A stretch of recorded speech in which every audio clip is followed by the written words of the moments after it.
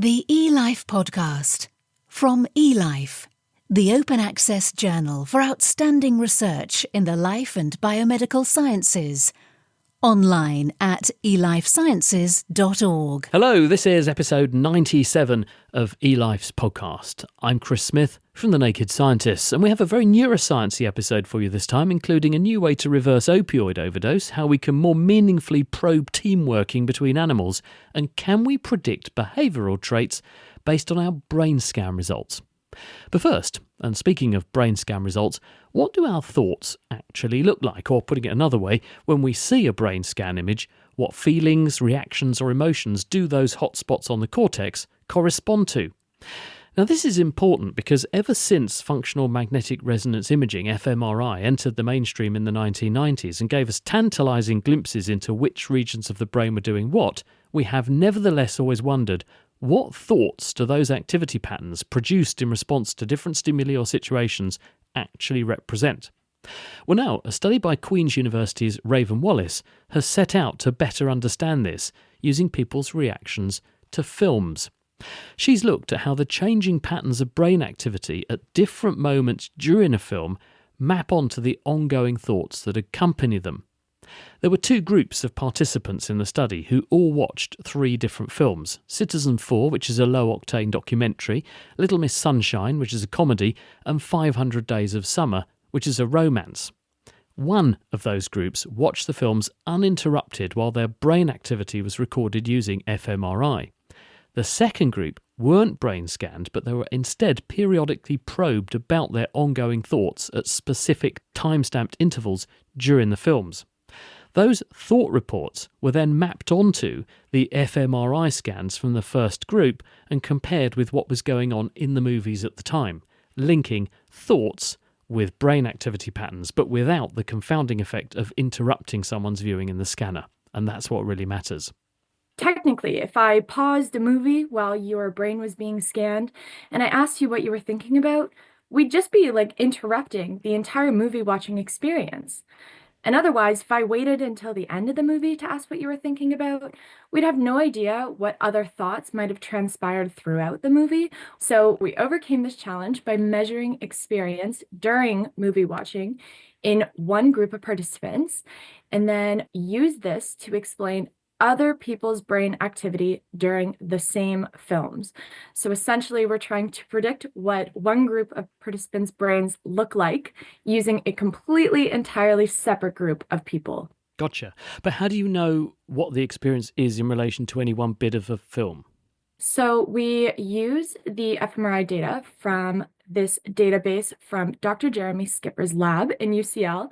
They just recorded participants sitting in a scanner watching movies. So then I collected a sample of participants who watched the exact same movies in my lab, except they responded to questions about features of their thoughts. And we used this by doing a tool called multidimensional experience sampling. And this allows us to collect reports of people's experience throughout the film by asking questions about features of experience, like sensory features, the form, the quality. And we're able to use this in order to identify patterns of thought. Can you stop it at some point and then put it to the person, I think you were thinking this, and then find that it does actually reconcile with your expectation? In other words, does it work when you do this? So there were some really super cool papers that I took a lot of inspiration from. Harakoni in 2020, I believe, had done a study in which they had done the same thing during dream states. So they had collected reports of participants' dreams while they were sleeping and recorded their brain. And then after they created basically a time series of dream experience, they then had participants sleep again and woke them up when they saw the activation pattern that corresponded to a house. And they said, "Hey, what were you just dreaming about?" And they were above chance able to predict that they were thinking about a house.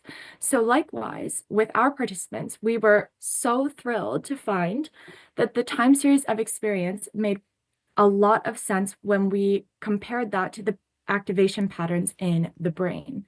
How reproducible is it? And also, How does it differ between men and women? Because there are some movies which you take your wife to and you know she'll be tearing up a tissue and crying buckets and the bloke will just sit there impassively, stiff upper lip perhaps. But there are some sorts of experiences that resonate more with one person or with one particular group of people than others. So do you see that coming through? Oh, 100%. We essentially took away 4 distinct patterns of thought that we described as being related to being in tune with the movie, so sensory engagement, verbal detail as being in tune with the words and interpreting what the characters are saying and maybe some reflective thoughts on that. We also captured a very interesting thought pattern, which was related to the area of the brain that's responsible for suppressing distraction. So that area was deactivated. So the area related to suppressing distraction was turned off. And sure enough, our participants overwhelmingly reported thoughts characterized by intrusiveness and distraction. And we saw this most prominently during our boring documentary, Citizenfour. Sorry if you're a Citizenfour lover. Apparently, our participants at Queen's were not. But interestingly, we see a variation across all of the films. Citizenfour was most prominently described by intrusive and distracting thoughts, but we also found moments when participants were quite engaged and really listening to the words. On the other hand, our romantic movie, 500 Days of Summer, that was mostly characterized by thoughts that were into the images, the sounds, the emotion. But we do see variability across our participants, controlling for individual differences. So, the gentleman in the theater that would rather not be watching the rom-coms and our, romantic girls who, would cry and watch The Notebook 100 times. We're able to reliably reproduce these thought patterns, not only between the participants, but within and across their responses throughout the film. It was super, super exciting. Have Hollywood been on the phone? Because it strikes me that one application of this is that we can trial media to see when people begin to get fidgety and when those intrusive thoughts begin to encroach or when they're really engaged. And we know that we do this sort of by guesswork. That's the art of a good director, isn't it? But this could be used to train machine intelligences or artificial generators and generative machines, for example. It could also take a lot of the grunt out of making movies so that we could make sure that they were extremely adrenalizing in all the right places with this sort of tool. I mean, is that where you're going with this, or was there another reason why you were interested in this? No, absolutely. I think that is one of the most interesting findings that came out of this, because at first we were like, is this even going to work? I was just a wee master's student. We were just doing this for fun. I was just going to get a degree at the end of this. But it was actually quite fun to see that this really worked. And now, just like you said, we were able to probably use this in order to interrogate moments where people start to, become distracted and their thoughts are rather intrusive or personally relevant, in order to maximize not only the enjoyment of movies. So directors can use this before they go off and send their film to the big screens, but also surely in advertisement, possibly in perfecting the Netflix algorithm. So if Blockbuster or Netflix want to work with me, give me a call. Over and beyond that too, we were thinking that this could also have really cool clinical applications as well. The wonderful thing about movies is that everyone loves them. So it's really easy to collect data in, say, young participants. Children can sit still during movies, and that's probably the only time they're really going to sit still. Likewise, we can interrogate developmental disabilities, mental health, other clinical diagnoses, in order to find markers in which we can differentiate their experience. So we hope that even beyond entertainment purposes, that this method can have some application in helping interrogate distraction in classrooms, or even help integrate different methods of therapy where movie watching can be used in all sorts of contexts. Raven Wallace on how films can also help us reveal what thoughts look like. She's at Queen's University. Many countries, but America especially, have a massive problem at the moment with opioid overdose, which has become dramatically worse in recent years as the use of highly potent agents like fentanyl has surged. These agents kill people because they cause cardiorespiratory arrest by switching off the brain centres that drive respiration and maintain blood pressure. We can reverse the effect with antidotes like naloxone, Narcan, which stop the drugs binding to their target nerve cells.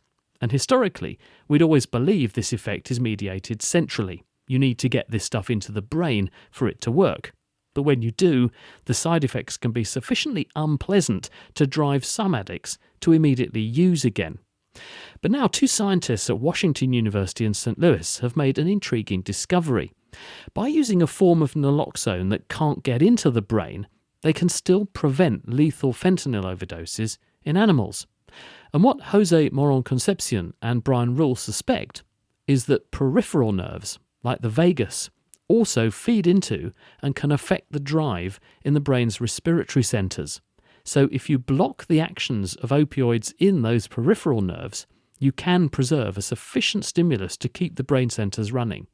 And that might be a new and potentially superior way to combat opioid overdose. Jose first. We're dealing with an opioid crisis in this country, and more than 200 people per day are dying of an opioid-related overdose. And when we look at the type of opioids, the majority are overdosing after taking fentanyl. Fentanyl is an opioid which is extremely potent, and it's actually available everywhere, and it's really easy to make, and it's extremely cheap. So the idea was to actually find a way that we could actually treat these people. There is already an antidote called Narcan, but it's been shown that even Narcan is not as efficient to rescue people who are actually suffering from a fentanyl overdose. This can be because fentanyl is extremely potent as compared to other opioids. It's also been shown that when overdosing from fentanyl, the muscles around the abdomen, they're extremely rigid and they cannot breathe. And even when they go to the emergency department in a hospital, anesthesiologists cannot intubate them. So it makes it really difficult to rescue these individuals. It's always been thought that respiratory biology is controlled by the brain, but because they also observe this muscle rigidity with fentanyl, we thought that potentially there was something else outside the brain that could be controlling these effects of fentanyl. Because, Brian, one of the things that we're always taught about overdose with opioids is that it basically goes into the central nervous system, the brain and spinal cord, and it switches off the drive that makes you breathe, and it puts down your blood pressure. And those two things lead to someone dying. Is that still the case, or are there therefore other aspects that you think we might better get a handle on in order to stop someone from passing away? When I first joined Jose's labs, our original research objectives were to evaluate how fentanyl is disrupting these areas of the brain that control breathing. And our plan was to use blockers of opioids that either target the brain or the periphery, and then evaluate changes in brainstem and areas of the brain that control breathing. And what we did is we treated animals with naloxone, or also known as Narcan, and naloxone methionine, which is a formulation of naloxone that doesn't cross the blood-brain barrier. This approach allowed us to selectively block the effects of opioids outside the central nervous system while still allowing central effects of opioids to occur. And then we were going to compare any observed changes in the physiology and activity to these animals that received total blockade with naloxone. That's neat. So you've got a way of excluding the drug from the brain and spinal cord. So you can separate out two effects. You can block one effect that's arising from just the brain and the spinal cord. You can also see, therefore, what's going on outside the brain and spinal cord. Now, when you do that, what actually difference do you see? So you give some fentanyl, for example, to experimental animals. What happens if you actually block just the periphery versus the central part as well then? We observed by just blocking these peripheral opioid receptors that animals were recovering from a fentanyl challenge just as fast as those that received naloxone, which again blocks all opioid receptors throughout the body. And this was pretty unexpected to us, just given the depth of research characterizing central effects of opioids. But instead, we were seeing this dramatic recovery from respiratory depression just by using this peripheral opioid receptor antagonist. Yeah, that's sort of contradictory to what we would believe, isn't it, Jose? Because you would think that if you exclude the blockade from the central nervous system, where these centres are, that these drugs switch off and cause your breathing to stop, that they're not going to work. So what's going on then? Yeah, so that's what we actually were surprised at the beginning. And then we had to study and actually look for ways that the body control breathing. And we found actually there is a nerve that goes to the brain, but it's also going to different organs. One of them can be the heart, the lungs, and that nerve can also be involved in breathing. Brian, what do you think the mechanism is then? We think that opioids like fentanyl are causing respiratory depression via disruption of afferent signaling to areas of the brain that are so important for the control of breathing. So in the paper, we describe a way in which we characterize the activity of cells in one region that receives all this incoming information from the periphery. And when we gave fentanyl to these animals, and we found that the activity in these cells coincided with kind of this excitation and inhibition of these cells. And when we treated animals with the peripheral antagonist, this activity was abolished. So this would suggest that peripheral opioid receptors are able to directly impact the activity of neurons in the brain that are important in the control of breathing. So that is one mechanism by which we think that fentanyl is able to exert direct or indirect effects on these critical respiratory centers. In essence, then, it's having a central effect, switching everything off, and it's having a peripheral effect, switching off the drive into the central nervous system. If you just block the peripheral one, then actually you've got enough drive going into the central nervous system because it can't get on to activate that nerve that would turn things off normally, that it restores enough drive that they then breathe normally, Jose. Is that a reasonable kind of synopsis of what you think is going on? Totally what we are thinking. And what we're doing right now is actually the drug that we use, which doesn't go to the brain, is a drug that we can use in animals, but this is not something that we can actually put in humans. But the good news is there are drugs already out there which are FDA approved as peripheral restricted antagonists. These drugs are actually used to actually treat constipation. So the idea will be to repurpose those drugs that are in the market, but to actually be used for rescue respiratory depression. So one of the things that Brand is doing in the lab right now is using those drugs in our animals to see those drugs have the same effects as the drug that we used initially, and indeed they work. Now, the good news is also you can just have a formulation that can be actually injected intramuscular, like an EpiPen, when somebody is actually having an allergic reaction. And that will actually allow us to treat fentanyl overdoses in a much better way. And again, the most important thing is these new drugs won't actually promote aversion withdrawal, which is actually one of the reasons why people go back and take more opioids. It will be great if that works, won't it? Jose Moron Concepcion, and before him, Brian Rule there. This is the eLife podcast from The Naked Scientists, and I'm Chris Smith. In a moment, signs that childhood adversity can blunt our ability to learn from fear. But first, animals often cooperate in the wild, but we'd really like to know more about the terms of engagement when this happens. What thoughts go through each individual's mind when planning to work with someone else? Where are they looking? And how do you know you can trust them? One way the scientists have begun to study this is with the so-called two-rope trick. You place the animals into adjacent pens with a treat-laden tray in view outside, just beyond reach, and on each corner is a rope. If both animals tug at the same time, the board comes close enough to enable both to claim their reward. The problem is it is highly artificial, it's very labour-intensive, and it's possibly also biasing the natural results. And this all adds up to a big statistical headache and lower levels of confidence in the data, which is why Yale's Olivia Meissner has come up with a clever automated improvement that uses levers instead of ropes and keeps human handlers well and truly out of sight and out of mind from the animals. More traditionally, animal behavior researchers will study freely moving, naturalistic behaviors in animals. That's more similar to what you would see animals do in the wild. So that's great because animals are doing what is natural to them. But one of the issues of that is that you have a lot less control over the environment that they're doing those behaviors in. And you also get less specific details about what those behaviors are that they're engaging in.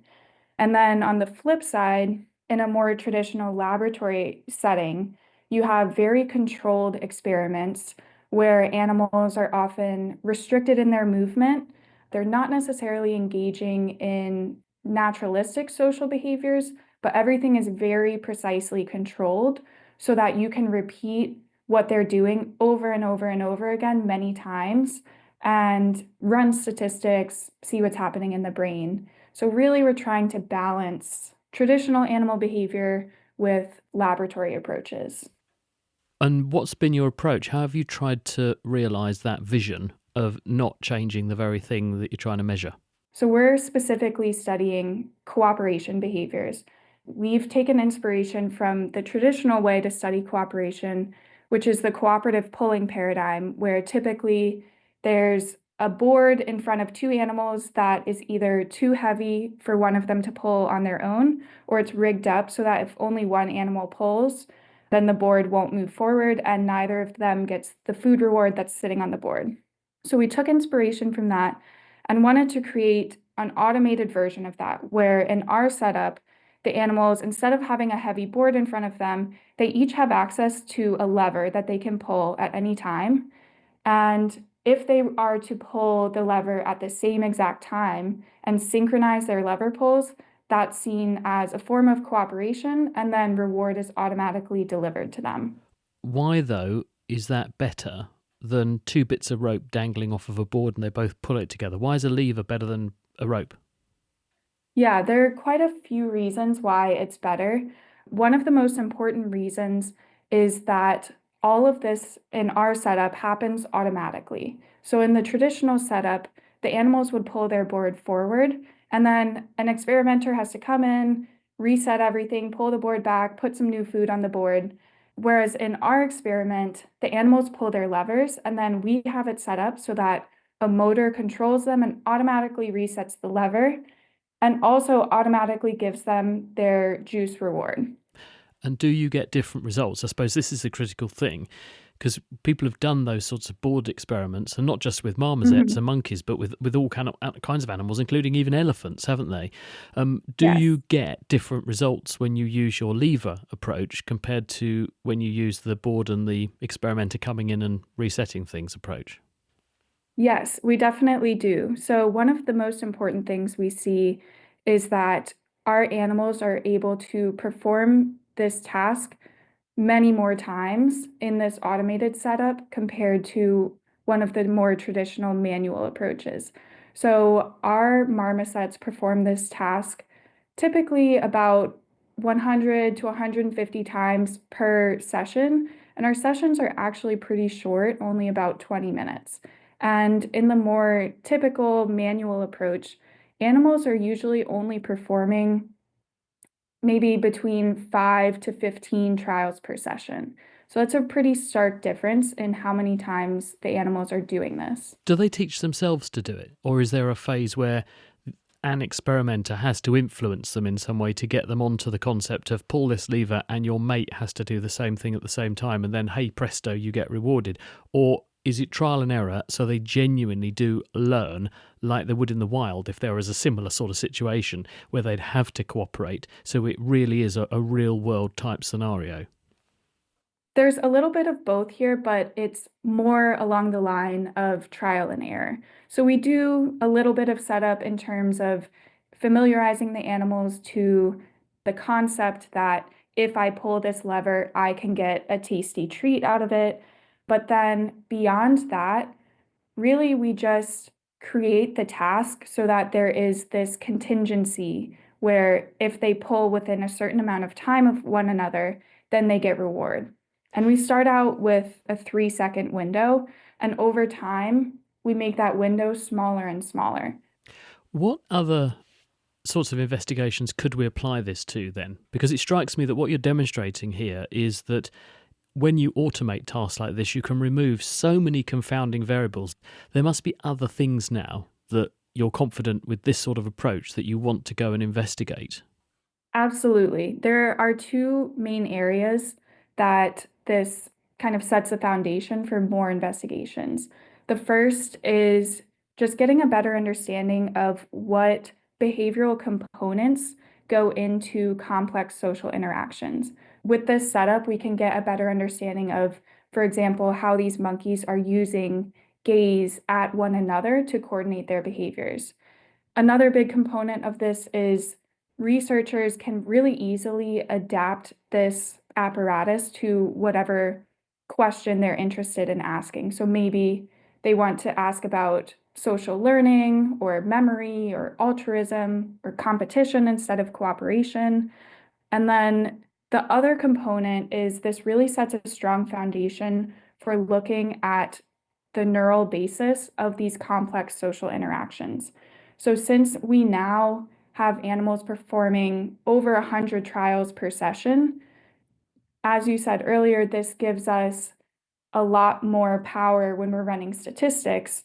So we can then look at activity in the brain and say, okay, in this lever pulling action, what is the brain doing in that instance to, let's say, prepare for the action, or how does the brain react when the animals get a reward that they cooperated for versus a reward that they worked on their own for. So it really sets the foundation for investigations into the neural mechanisms of these behaviors. Probing the power of teamwork. That was Olivia Meissner. Predicting individual traits from patterns of brain scan activity is very tricky, partly because the data are so complex and partly because, historically, we've tended to average the information captured from scans over long periods of time. This means subtle temporal patterns of activity are lost. But these dynamic patterns reflect both the activity of different brain regions and how they're interacting with each other over time, which is actually a very powerful processing fingerprint. And this is what Oxford University's Christine Ahrens has been able to extract using a combination of techniques, including machine learning. Her resulting model, based on scans from 1,000 people, can now allow her to predict an individual's age and also how they'll score in various cognitive tests. Moreover, the approach might enable clinicians to track the evolution of different diseases and possibly responses to therapies in the future. So we're talking about a time span of, say, an hour. So while a person is lying in a scanner doing nothing really, their brain function will go through all kinds of different configurations. And so we have models to describe the patterns in which that happens. And what specifically are you seeking to find out from those patterns that we can't already infer by, as you say, putting someone in a brain scanner, just looking at that data and trying to work out what we think they're thinking about? Well, I think that there's really a lot of interesting information in the temporal order in which all of this happens. So rather than taking an average over the entire time that the person is lying in the scanner, which is what people usually do, we look at brain networks and how long they occur in the scanning session and how they recur later on and how these temporal patterns look like. We have developed these models that are very good at being sort of description of how these brain networks change, so interactions between brain areas, but it's really quite zoomed out. So we're looking at the entire brain at once. We're not looking at an individual thought. It's more about overarching order of brain activity. And what's different then? So you've established that you can measure these networks. How do you use your knowledge of the existence of these networks to then extract information differently from an individual's brain activity compared to what we're doing traditionally? Let's call it traditionally, the way we've done it before. Yeah. Well, traditionally, what people do is they will look at the entire, say, hour that the person is lying in the scanner, and then you can compute one brain network, which is the average over that hour. But there might be a lot happening within that hour because you are mind wandering, you're thinking about one thing or the other, or just perceptive processes that are ongoing.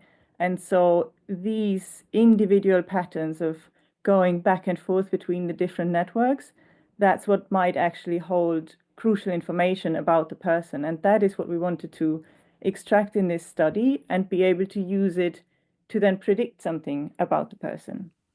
How did you do this then? Who did you recruit? Who did you study?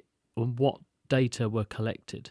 So we have used data that was collected by a consortium in the US, where they scanned over 1,000 young, healthy volunteers at rest. So while they're not doing anything and they're in the scanner, and they have provided this data set for other people to develop methods like the ones that we do. And so we have used the data to then develop this description of brain dynamics. So for all of these 1,000 individuals, we have a model that describes what brain networks look like in that person and how the individual switches between these brain networks over the course of the 1 hour scanning session. How are you intending to use this going forward then? Because this is presumably the foundation stone for looking at things slightly differently compared to how we have in the past. How will this inform how we should do that? And what sorts of avenues will it open up if we begin to analyse brain scans this way, rather than just averaging things over long periods of time? We believe that this might be important, for instance, to study neuropsychiatric disease, where we really don't have a lot of good biomarkers yet, or we can't really say beforehand what treatment might work for a person. So we hope that this method will allow taking into account these dynamics, so this dynamic organization of the brain, to tell us something about the individual that might inform, for instance, about a disease or a treatment response. Essentially, then, you're establishing what constitutes a normal pattern that a normal person's thinking, resting brain should exhibit. And you can then plot a person in the same way as if I had a bone scan and I'd plot my bone density against where we would consider normal. You could plot the network patterns for somebody who might have a condition relative to normal, and that might give us an indication of how it was off and in what direction. Yeah, exactly. So the way we do that is that we first describe the whole group of subjects that we have scanned, and then based on that description, we look at how do we have to change this description to fit this one individual. And if that individual is a patient, we might have to change our description of this dynamic organization of brain function in specific ways. And that's what might inform about a disease or other things about the individual. The critical thing will be the kind of variation in the data around normal. So do you see there's a quite a wide confidence interval for what we consider normal, or is it fairly tight between a big group of people and therefore someone who is troubled by some kind of problem, whether that's a psychological problem or some kind of degenerative problem? Are they going to stand out from this, do you think, clearly? Well, we will have to test that in a clinical population. But so what this method allows is it lets you define what is normal. So for instance, if you are looking at dementia, you might define normal to be other age-matched subjects that don't have dementia. But if you're studying ADHD, you might have a different normal population. So it really depends on the clinical question how this normal population will be defined.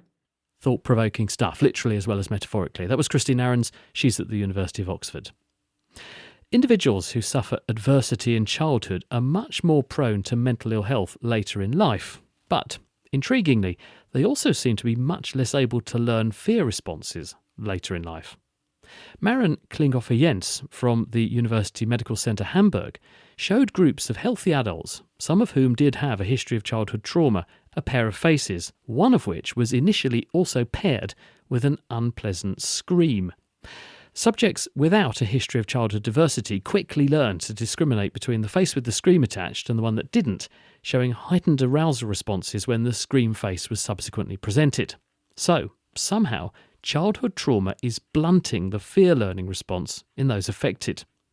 It's almost as though those individuals have developed psychologically thicker skin as a defense mechanism. Many individuals develop mental disorders in the aftermath of difficult experiences during childhood. And childhood adversity is very common. 2/3 of the population are affected, so a lot of people in the end. But the mechanisms behind this association is not well understood. One key mechanism could be fear learning. So this is the way how people acquire fears or also pathological fears. What constitutes childhood adversity, though? What would falling off my bike be childhood adversity, or would being bullied by a horrible parent fit that category more closely? What do you actually define as childhood adversity? that's a very important but also a very difficult question because it's defined very differently. And this is also one of the problems in the field. But in our case, we assessed mainly neglect and also abuse. And how did you actually probe this? Who did you look at in this study? Altogether, we had about 1,400 participants, some of them with a history of childhood adversity. These were 200 participants. They were all healthy, young adults. Were they all mentally healthy, the participants? They were all mentally healthy. So is this Right, possibly yeah. a subgroup then? Because if you're not including people who've now got mental ill health because of childhood adversity, are we not excluding quite an important study group? Yeah, this might be a specific subgroup because they did not develop a mental disorder, but we investigate this within the specific paradigm we use. So we try to model the acquisition of fear and also of pathological fear. So they do not need to have a mental disorder to investigate this. So what did you do with these nearly 1,500 people? How did you actually study them? What did you ask them to do? We focused on the mechanism of fear learning. Basically, it has two phases. These were female phases, and one cue is presented together with an unpleasant stimulus, which was in our case a female scream. And this cue becomes the danger cue as it signals danger. And the other cue is never paired with that female scream, and this cue signals safety.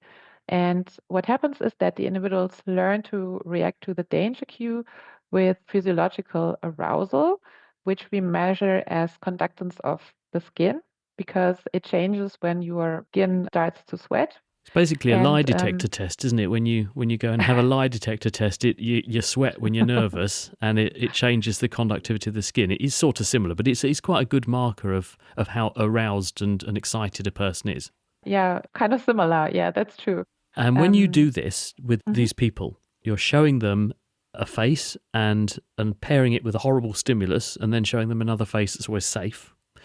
What do you see happening? Yes, we observe that the discrimination between danger and safety cues is significantly lower in individuals with a history of childhood adversity. So they are less able to discriminate between danger and safety. This resulted from blunted reactions to the danger stimulus. That's very interesting because it kind of argues they're less reactive to something that's unpleasant or should be causing fear as an adult, having had adverse events in childhood. Is it some kind of self-preserving mechanism where, because of knocks in the past, you develop a metaphorically thicker skin, so you're less likely to react to things that would put the wind up people? Or is there something else going on? Yeah, this might be the case because we also observed a generally lower physiological reactivity to all kinds of stimuli during the experiment. That was also very interesting, but this might be also related to the lower reaction to the danger cue. So this might also stem from this. It's interesting because it appears to be in contrast to what happens with other stressors and situations that cause things like PTSD, because there people do become very sensitized and overreactive to sometimes totally innocuous situations. So why is PTSD doing that, whereas childhood adversity produces that metaphorically thicker skin? Yeah, this is a very good and also a very important question. Indeed, we observe in patients suffering from anxiety and stress-related disorders, such as also PTSD, that they also show less discrimination between danger and safety cues. But this is, in their case, due to higher responding to the safety stimulus. Where next then with this? What doors does this open to trying to probe these sorts of questions and why people develop these sorts of mental ill healths with this kind of background in the future? First of all, we need more refined theories. This would be very important. And we need a more fine-grained elaboration in how they could be statistically tested. And we need more testing of these theories. And presumably also possibly doing this study on people who have got mental ill health with a history of childhood adversity. Definitely. This would be a next step, and we already have a study going on this in our working group. Maren Klinckhofer-Jens there. And that's where we have to leave it for this episode. You've been listening to eLife's podcast that's produced by The Naked Scientists. There are previous editions, the references, as well as full text transcripts for these programmes and details on how you can subscribe in the unlikely event you don't already at nakedscientist.com/eLife. Just to flag up, The Naked Scientists also produce a weekly science programme that covers some of the latest leading science news stories. You can find that at nakedscientist.com/podcast. From me, Chris Smith, thank you for listening in the meantime, and until the next episode, goodbye. The eLife podcast from eLife, the open access journal for outstanding research in the life and biomedical sciences. Online at elifesciences.org.